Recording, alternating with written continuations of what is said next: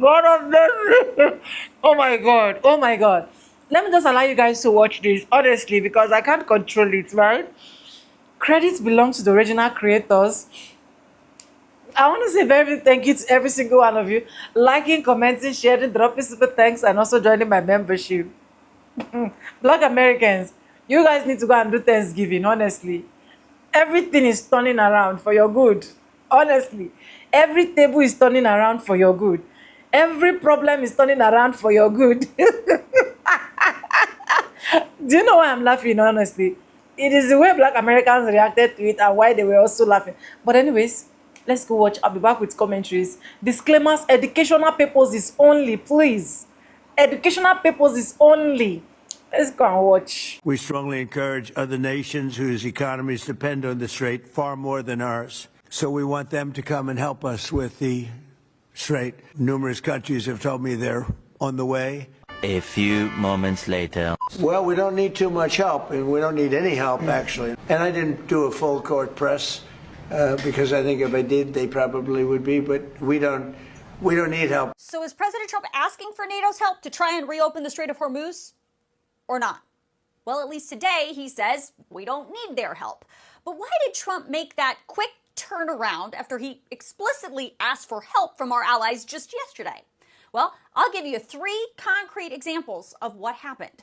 This is a statement from the German Chancellor's office, who responded to Trump's call for help in the Strait by saying, "This war has nothing to do with NATO. It's not NATO's war. NATO is a defensive alliance, an alliance for the defense of its territory." The UK Prime Minister insisted that Britain would not be drawn into the wider war. He said British troops should only be sent into action that is legal and has a proper, thought-through plan. And then just today, French President Emmanuel Macron said, "We are not party to the conflict, and therefore France will never take part in operations to open or liberate the Strait of Hormuz in the current context." See, when the United States wants to get involved in some kind of military conflict or war, if they are seeking the help of the NATO allies to conduct that operation, generally, not always, but generally, those allies are informed and consulted before the United States takes the action. Not after, before. And then a long and sometimes drawn out process of coalition building happens. President George W. Bush used to call it a coalition of the willing.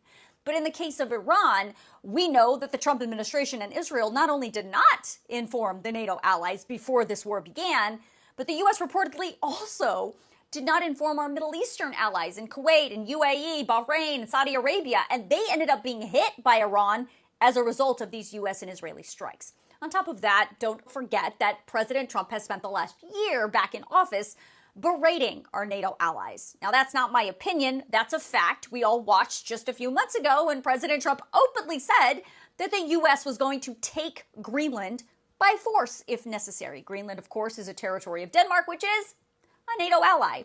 Trump has also said repeatedly that the United States is NATO and the rest of the alliance would be nothing without the U.S. and has threatened to pull the U.S. out of NATO. And on top of that, Trump has individually criticized the leaders of almost every NATO country about their domestic policies on everything from immigration to energy and even to culture war issues. So think about your own work life. Imagine you and your colleagues are technically all on the same team because you work for the same company. But imagine you have one colleague that does nothing but trash the work you produce, trash you as an employee, and openly campaigns that you are unnecessary to the company. And then one day that same colleague comes to you after all that trash talking and demands your help on a project that he or she is knee-deep in. What do? Well, in the case of the NATO allies right now, they're saying no, because they were not consulted prior to this war, and because they see this as an aggressive move by the United States, who was not attacked first, and because they see Trump making this decision unilaterally. That's what the German chancellor meant by saying NATO is a defensive alliance. NATO is activated when one of its member nations is attacked, not when the president of the United States just decides to go to war before being attacked first. But that's the part that President Trump isn't really telling you about why these NATO allies are saying no. And instead, he's trying to frame it like this. I think NATO's making a very foolish mistake. And I've long said that, I wonder whether or not NATO would ever be there for us. So this was a great test, because we don't need them, but they should have been there. The fact is, the one and only time that Article 5 of the NATO Alliance Treaty has ever been invoked was after the United States was attacked on September 11th. And in that case, every single NATO ally came to the defense of the United States and sent troops to fight alongside the United States in the Middle East for decades. Hello and good evening. Listen, in another episode of As the White Hood Turns, I have to be very careful about how I say this, right? Because, I ain't trying to get in trouble. But listen. So by now you've heard that Sid done asked all these European allies and other allies to come over there and help them convince the people or be there to help with the war, to help them get the Straits of Hormuz opened. And all the people said, nah, get somebody else to do it. We ain't coming. Remember how you talk shit about us on the world stage and how you was tough and you was strong and ally and all of that? They said, no, we not coming. We not coming. Because this is not our war. You didn't get no congressional approval from your own people. So, we need to go talk to some folks and come back. And they said, no, we can't do it. Now, please, nobody come for me in the comments. But I just want to remind MAGA, y'all said y'all didn't need them people. Y'all said America first. And what everybody kept telling y'all, America first is going to be America alone. And now here we are. Right? But, hey, y'all have an opportunity. Y'all can still join up. I hear they still calling people looking for a few good, what I'm saying. And, again, MAGA, it's your turn to shine. Shine bright like a diamond. Y'all don't tell Rihanna I did that. Okay. All right then. Y'all have a good night. Okay, bye. Trump just lashed out at every single one of our allies inside of NATO on Truth Social, saying, quote, "We do not need the help of anyone." This was a message that was quite extensive and essentially says that the United States right now is doing everything inside of Iran by themselves because we don't need anyone else. Reading in full, it says, the United States has been informed by most of our NATO allies, and he said allies in quotes, that they don't want to get involved with our military operation against the terrorist regime of Iran in the Middle East. This despite the fact that almost every country strongly agreed with what we're doing, and that Iran cannot in any way, shape, or form be allowed to have a nuclear weapon.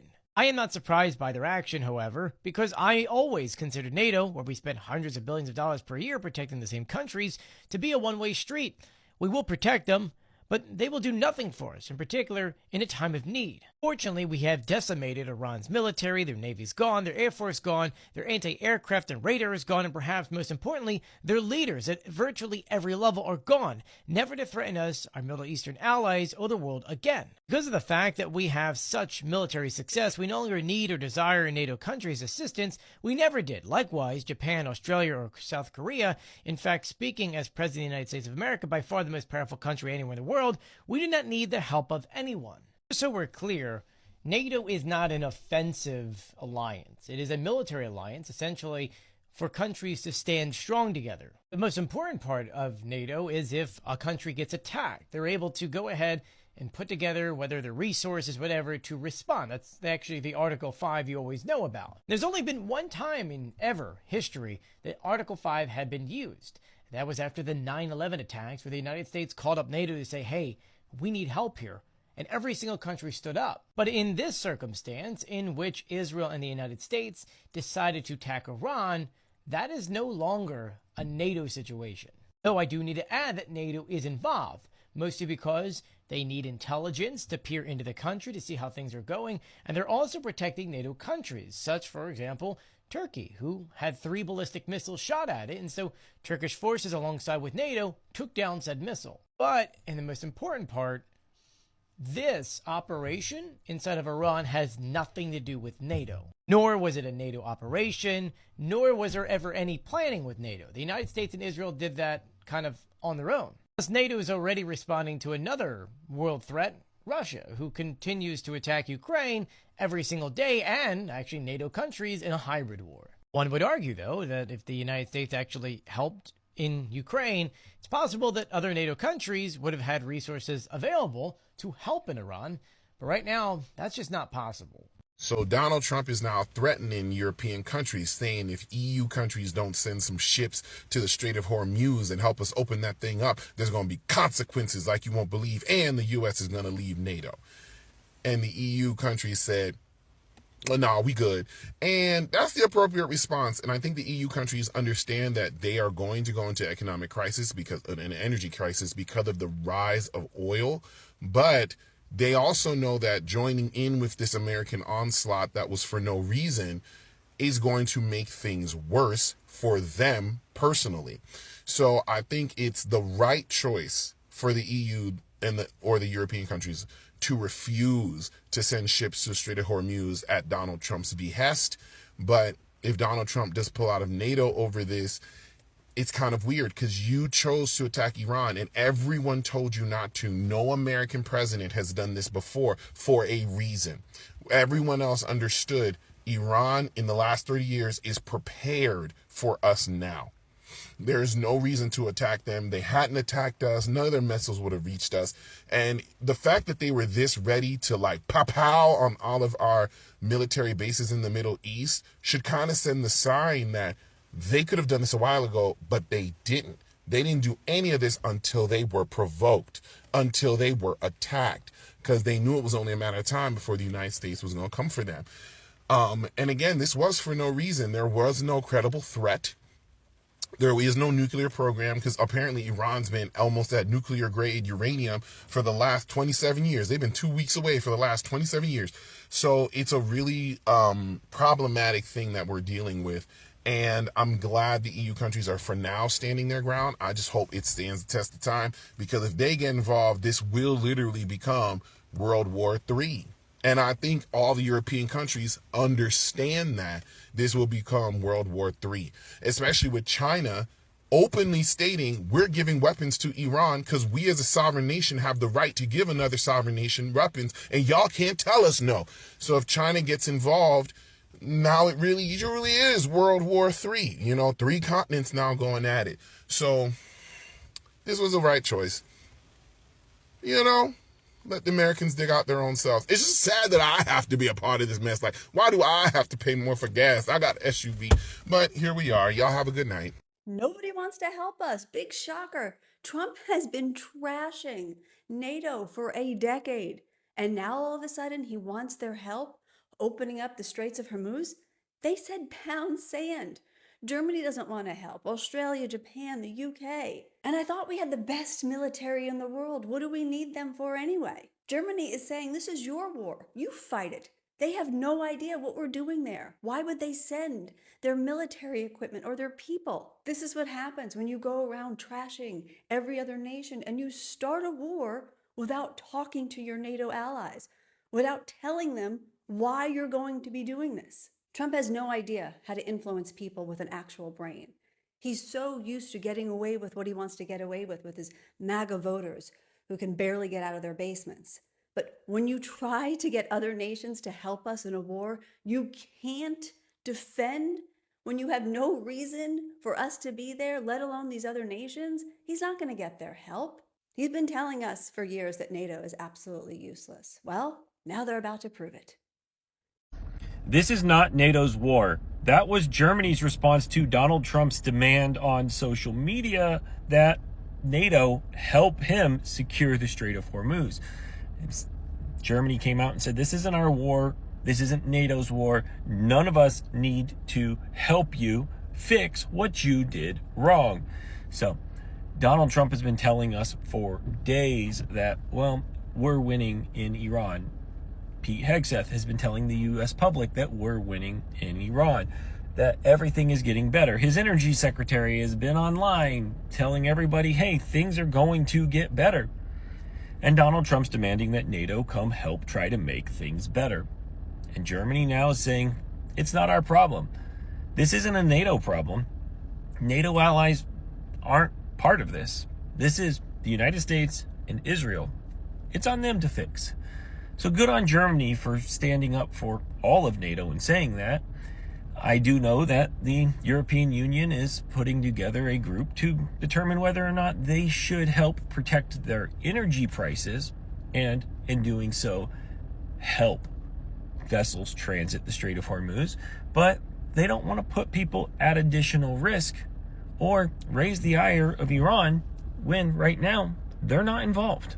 We have some news right now. Donald Trump is flailing after he says he was just informed that most of America's NATO allies do not want to help in the war in Iran. And now he's saying, quote, we don't need the help of anyone, despite just yesterday saying a number of countries are going to get involved. No country wants to help the United States right now after Trump has been blasting NATO and our allies for months, if not over a year. And so he put this out. The United States has been informed by most of our NATO, quote, allies that they don't want to get involved with our military operation against Iran. You can read most of that. He talks about how the United States protects NATO, but he finishes off by saying, because of the fact we have had such military success, we no longer need or desire the NATO countries' assistance. We never did. Likewise, Japan, Australia, or South Korea. In fact, speaking as President of the United States of America, by far the most powerful country anywhere in the world, we do not need the help of anyone. Thank you for your attention to this matter. So he demanded that countries get involved. Countries said we're not going to get involved. He claimed that countries were going to get involved. They didn't get involved. And now he's demanding, or now he's saying that he doesn't need anyone after saying he needed others. Follow for more. Well, would rather not get involved, sir. I said, you mean for 40 years we're protecting you and you don't want to get involved in something that is very minor? Very few shots going to be taken because they don't have many shots left. But they said, we'd rather not get involved. Let me get this straight. First we attack Iran. Then we were winning. Then we won. Then we won in an hour. Then it was over. Now we need help from our allies in the Strait of Hormuz. Got it. So let's go over this NATO treaty right quick. Article 5 is the core principle of NATO. It basically says that an armed attack against one of more NATO members is considered an attack against all of them. So if one country is attacked, the others are obligated to help, but how they help is left up to each member. It's a defense commitment, not a mandate for offensive actions. Basically what that's saying is that if you are the aggressor, the other NATO members do not have to help you. If you're being attacked, it's their obligation to help you. Now, Trump thinks this is some kind of game and they're playing by the bro code. I'm going to go out here and start some shit. You watch my back. Which, that's fine and dandy if it's a one-on-one or just a couple of people. But these other nations are like, we got millions of people here that we have to look out for. And you started this shit. You pulled the trigger first. You did something that was totally unnecessary. This didn't have to happen. You can find other full-length videos of Trump talking about this situation, but one thing that stood out with me is when he said, if they don't want to help us, we'll remember them when they need help. See, that's one of his manipulating tactics that he uses to try to intimidate people. And his MAGA base hears that, and they're like, yeah, if you don't have our back, we don't have yours. Trump's the only one that's ever had any balls to stand up to Iran. Well, it's not about having balls, it's about having brains. And if you're one of these people that get on social media and you tell everybody, if you don't like it here, leave. If you don't love this country, leave. If you don't like what's going on, leave. It's not about that. You can love your country, but you don't have to love your government. I don't think anybody has a problem with standing up for their country and their freedoms. But they do have a problem with standing up with a government that wants to try to control everything with some kind of narcissistic leader. That's what they have a problem with. I can't believe that it took over 5 years of Donald Trump being president of the United States for MAGA to figure out that foreign policy is actually pretty complicated and you can't just be a bully and expect to win. Right now, Donald Trump is basically trying to start World War III, but it's not going to work. He's trying to beg NATO for help to open the Strait of Hormuz. Trump and Bibi decided to start a war without coordinating with any of our allies and letting them know what kind of chaos they were going to unleash on the entire world and the global economy. And now he's trying to play the game of, I broke it, so you need to buy it. And the same guy who's been threatening a NATO ally, Denmark, saying that he's going to take Greenland by force, using the military against our NATO ally, now he's saying, if you don't join us in this war that I just randomly started, it's going to spell very bad things for NATO, because we've always been there. Meanwhile, NATO has been very focused on liberating Ukraine from Russia.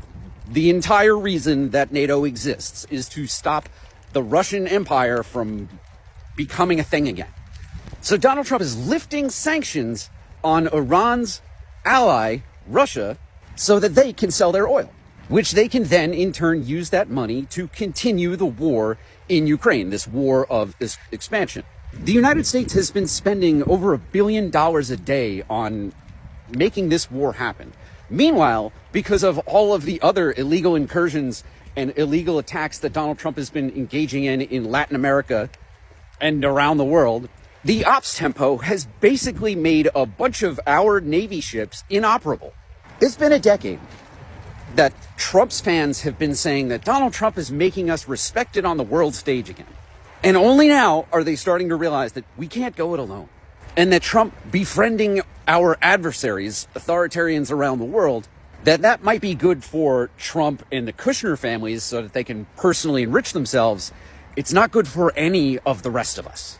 So because Trump and Hegseth have to learn things the dumbest and hardest way possible, the rest of us are going to be dealing with grocery prices and energy prices that continue to rise. Just last week, we had 2 domestic attacks that were inspired by the war that Donald Trump started overseas. And our allies overseas have realized they can't rely on us, so they're building alternative plans. They're planning for a world in which the United States can't be trusted, and not only are we not respected, we are becoming more and more irrelevant.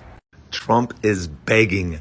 Trump is pleading with other countries. Please help us. Please come with us to the Strait of Hormuz. Yeah, we don't want to go by ourselves, get blown up, and then look crazy. Yeah, he's begging for help because he had no plan for the Strait of Hormuz. Embarrassing as it is to say, the man clearly, this administration has no plan whatsoever.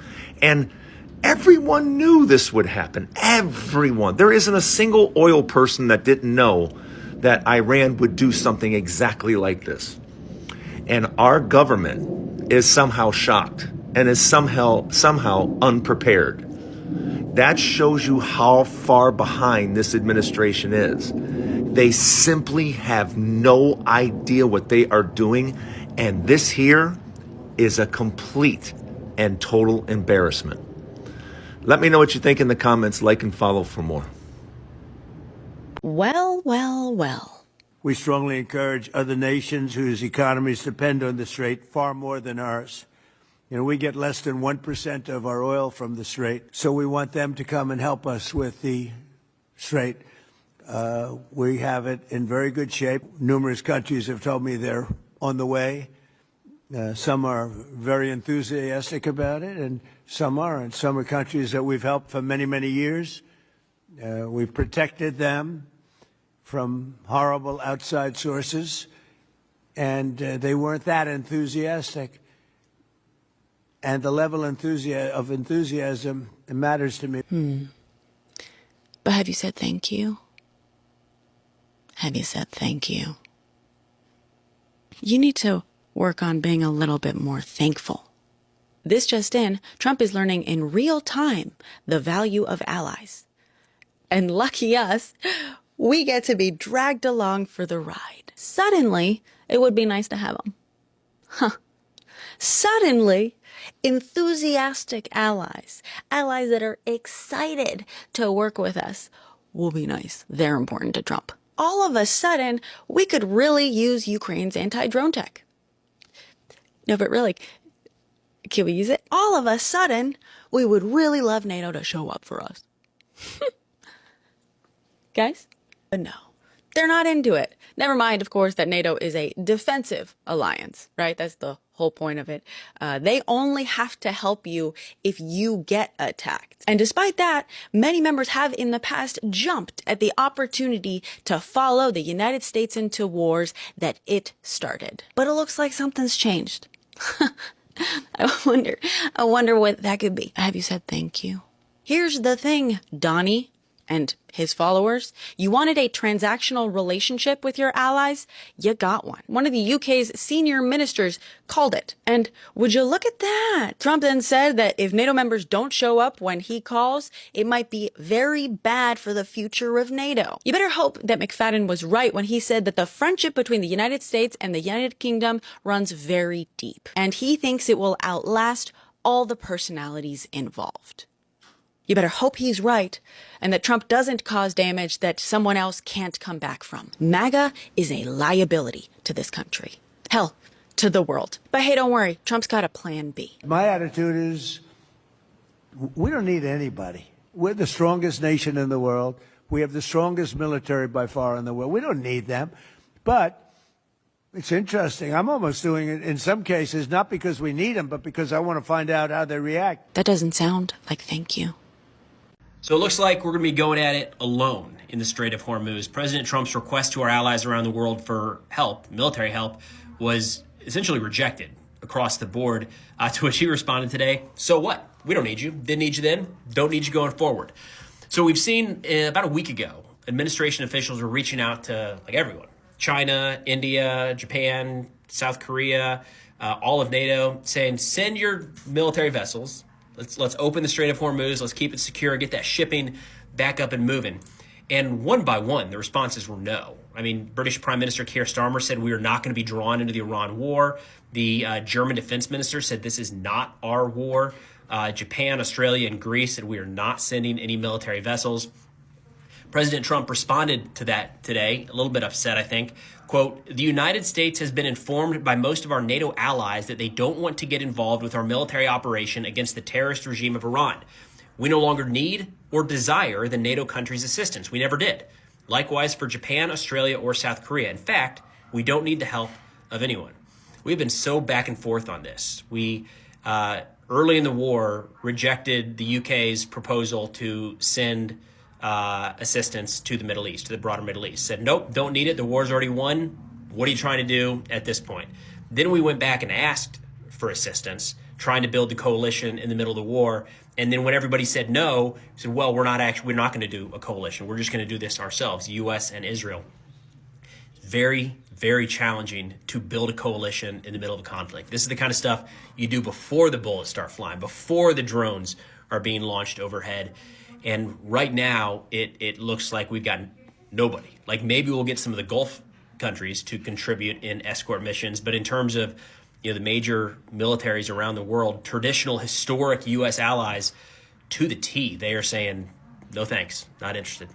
Anyways, welcome back. Whenever I'm doing my analysis, I want to break it down so that every single person that is watching me can literally understand, because most of some words that are used in some of this video are words that literally some of us have not heard this before. For someone like me, I can tell you for a whole fact, I started reading about NATO when I saw Donald Trump's post when he said NATO should come up and help him, before he literally now denied it, that he did not say that they don't need his help, that they don't need their help, because all of them were literally declining. So for the sake of that, before I say what I want to say, I want us to understand NATO. So currently, NATO comprises of 32 countries, right? Now, for the countries that were formed before, in 1949, there are 12 founded countries, right? Which is NATO. Let me give you guys a full meaning of NATO. NATO simply means North Atlantic Treaty Organization. North Atlantic Treaty Organization. Now, NATO was created in 1949.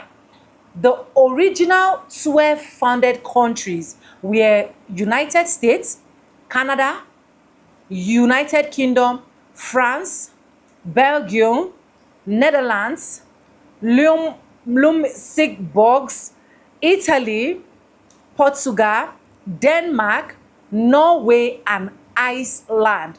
Those were the first 12 countries that started when NATO was founded in 1949. Now, moving forward, countries that joined later, which are major expansion, which is over time, NATO expand to include more countries. In 1950s to 1980s, we have Greece, Turkey, Germany, and Spain that joined. While the post-Cold War expansion, we now have Poland, Hungary, Czech Republic, Bulgaria, we have Romania, we have Slovakia, we have Slovenia, we have Estonia, we have Latvia, we have Lithuania. While the recent members that now join are now the Albania, the Croatia, the Montenegro, I'm sorry if I'm not pronouncing it very well, the North Macedonia, the Finland, and then the Switzerland, which right now NATO has 30 plus members. According to what I read yesterday, NATO have total of 32 members. Okay, now let's talk about the Donald Trump war. Was a war against Israel. NATO refused to support him in such war. So let's clear that, okay? Why NATO could not support a war like that? Even if such a situation exists, NATO would likely not support it for these reasons. Now, one, NATO is a defensive alliance, which simply means NATO only acts when a member is attacked. So let's assume right now that Iranians attacked USA first. NATO will have stood their full ground and they will ball out. Let me call that word ball out. You know, when we say ball out in Nigeria, we simply means we are going to come through for you. Do you get? So NATO will have balled out to support. But because they don't have any act of members attack. Now, the second thing is, it is not designed for offensive war or personal political conflict, and of which we all know that the orange man right now, he's doing a personal political conflict. He's doing everything personal. Do you get? He don't need to ask for anybody's idea. He don't need to seek anybody's opinion. He just go ahead and does his thing. So NATO cannot join that kind of conflict, okay? Now, the second reason is Israel is not a NATO member. Israel is not a NATO member. But he is calling on NATO because his country is a NATO member to come war against what belongs to Israel. Now, NATO has no obligation to defend Israel. It's as simple as ABCD. My hand, guys. It's as simple as ABCD. Now, Israel is a partner but not protected under NATO's treaty. If it was protected under NATO's treaty, they would have been able to come out in full. But because just one person that wants to be a dictator wants to lead every single 32 countries, NATOs are saying, no, we are not doing that with you. It's not our business. The UK Prime Minister said it's not our business. Now, let's talk about the third reason, okay? Where the US presidents cannot control NATO alone. Even though the US is powerful, NATO's decision requires agreement from many countries. One leader cannot drag the whole alliance into war. That is why NATO is not joining. NATO is not obliging to what he's actually saying. Only you cannot just sit there and drag us to war when we know that you are not attacked first. When we know that we are not coming to defend you. We are coming to support the evil that you've created. It's not possible. The fourth reason why they will never join is no legal trigger from NATO involvement. NATO only acts if a member country is attacked or a member country agree collectively to intervene. A personal or political conflict wouldn't qualify. Now, risk of global war, which is the fifth reason, where NATO avoid conflicts that could escalate into a wider global war, especially in the Middle East, where we all know that the Strait of Hormuz is dropped in the hearts of Iran. Iranians can say they are not going. There's not anybody can do. Iranians can say we don't want anybody to sail through the Strait of Hormuz. And you want people to join you. A lot of them are becoming, what am I saying becoming? They are wiser. That you see this man, you cannot drag us. Sorry. The sixth reason is strong US to Israel alliance. The US and Israel are historically alliance, not enemy. The war between them would be extremely unlike and politically shocking. Now, here's the bottom line. NATO was formed by 12 countries in 1946 and has grown to 30 plus members. There is no real event where NATO refused to support Trump in a war against Israel. Even hypothetically, NATO would avoid such involvement because it is not a defensive alliance, not a tool for individual political conflicts. And honestly, if that is not the agreement that we have, you're trying to drag me, my household, into what I don't know, I'm not going to join you. Growing up as a child, if my mom has an issue with someone, she will not even dare allow us to join the battle. In fact, even if we mistakenly see that person the next day, the person my mom will have issues with, and maybe she and my mom, they are literally not talking to each other, they're not even greeting each other, they stop visiting each other, and then mistakenly, you and my mom, you are walking on the same street, and she saw that's her enemy passing by. You as a child did not greet that her enemy. My mom is going to whoop your ass. My mom is going to deal with you when you get to the house, because she will tell you your battle is not my battle. My battle as a mother is not your battle as a child. I can come whenever I want to come to defend you as my own child, but you don't have any right as my own child to be involved in a battle that does not concern you. And we grew up like that. So this is what I'm saying with NATO. They don't want to involve themselves in what they don't know anything about, and of which it is totally acceptable. It is totally understood. If you don't understand it, forget about it. But anyways, let me know what you think in the comment section, and credits belong to the original creators of every single clips and stitches we have in our today's episode. And I want to say a very big thank you to every single one of you liking, commenting, sharing, dropping super thanks, and also joining my membership. I really do not take you guys for granted. You guys are absolutely the best. Thank you so much for staying sticker with me to the end of this video. And yes, guys, with that being said, with no further ado, I do like I always say in my videos, I'm going to be Simba, and I'll see you guys in my next one. For now, bye guys. I love you guys. Mwah.